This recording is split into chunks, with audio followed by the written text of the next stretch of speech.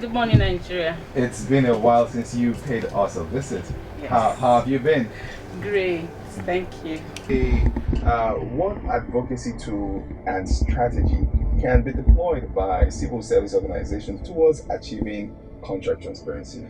Okay, that's why we are here. Advocacy is part of what we need to do. Advocacy is actually the main tool that we need to do that, but civil society cannot do that advocacy alone by itself, and that's why we want the buy-in of government agencies. Last week at Uyo, we had a meeting with transparency agencies in the country. EFCC was in the room, ICPC was in the room, Consumer Protection was in the room. So we had all of those. NFIU also was in the room when we had that meeting to discuss how we can go about having contract transparency. Because it's one thing to have the information out there, it's another thing to utilize the information you have contained in that document. Mm-hmm. So while we had meetings with this group of MDAs that are the ones that are implementing advocacy, implementing when it comes to penalties and all of that. For instance, if somebody in EFCC or ICPC understands that this is a contract that has been signed and the parties to that contract have not been doing what they're supposed to do, because it's publicly available, they can actually take up investigation around that. Not only did we meet with these accountability agents, we met with legislators. Oh, wow. We met with legislators last week at Uyo, the South Caucus of the House of Representatives. We did not just discuss the contract transparency, we also discussed the PIB. There have been contentious issues in the PIB. For instance, the issue of host community providing 2.5% of OPEX and all of that. So we went through the PIB and the entire contract transparency issue with them, and they were very happy that we had these discussions with them. So the civil society, what we need to do, get educated about the issue, get information about the issue, work with the media, and that's why we're very grateful that we have this platform to speak to Nigerians, to speak to people who are listening to us. If you're out there listening to us, we need to know what these contracts are, and then the freedom of information is very good. Mm-hmm. Now people are talking about fuel price, that we know that NNPC has the sole responsibility of importing petroleum into this country. Yeah. But in doing that, NNPC has gone into contracts with other agents that now what they now do is direct sales, direct purchase. In the past, what they used to do is what we call the oil swap. You take our crude and you bring us refined products. Yeah. So now NNPC have gone into what they call the direct sales, direct purchase contracts. Was on Tuesday, we sent a letter to the NNPC demanding for a copy of that contract that they signed with the agents, with the companies that had into that kind of contract. Now, that the NNPC last year, it was one of the things we celebrated on this program, signed on to the EITI as a supporting company of the EITI. Mm-hmm. So as a supporting company of the EITI, we expect that NNPC would follow also in the implementation of the standard of the EITI.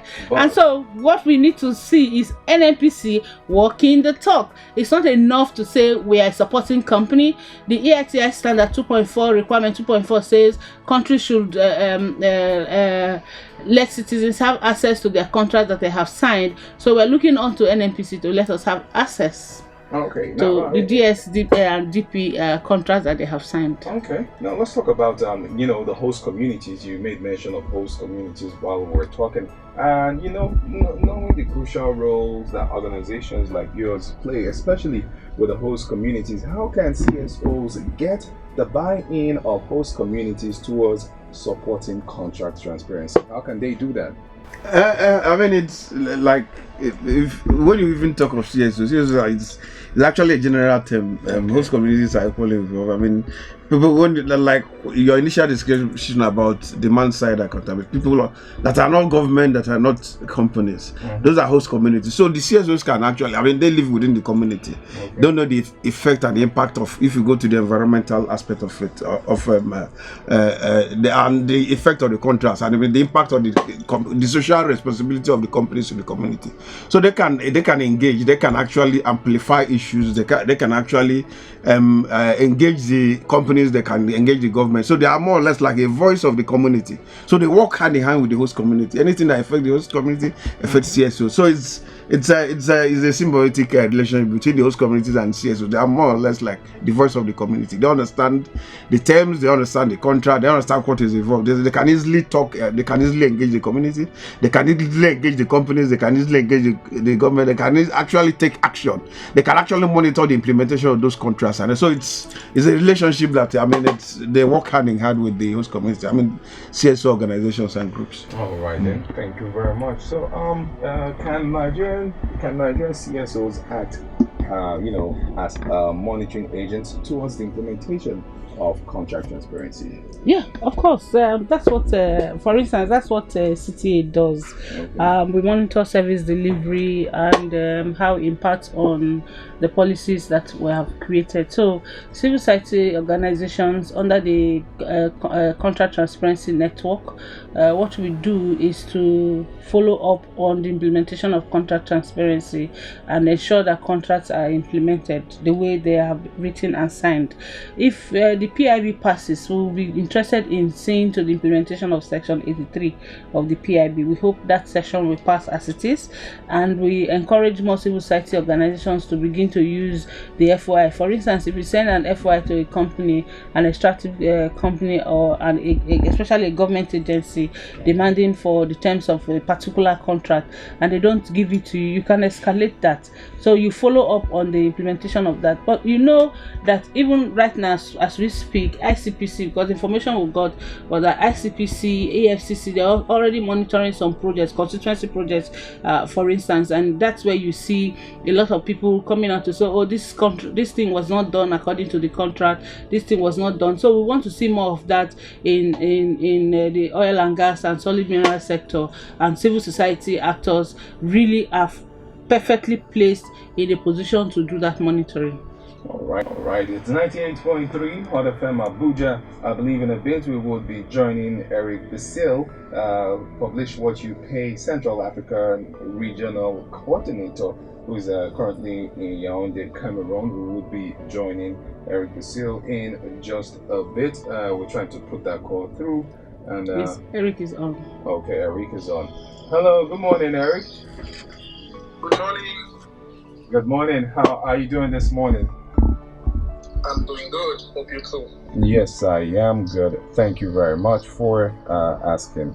Eric, as a CSO actor, what can the CSO do to ensure the support of companies towards achieving contract transparency? What do you think they can do? I think the first thing is to discuss with companies and to let them understand that by making contract transparent available for citizens is also that it will be an asset for them. It will be an asset because without contract being transparent, there will be a lot of suspicion between them and the local communities. And what says suspicion means that there can be some disagreement for those companies. So by making for us as CSO, we can just encourage, we can discuss with extractive companies, let them know that to understand, make them understand that contract transparency will allow them to be to have this social certificate, social license within the company, the community where they operate. Okay, all right then. Yes.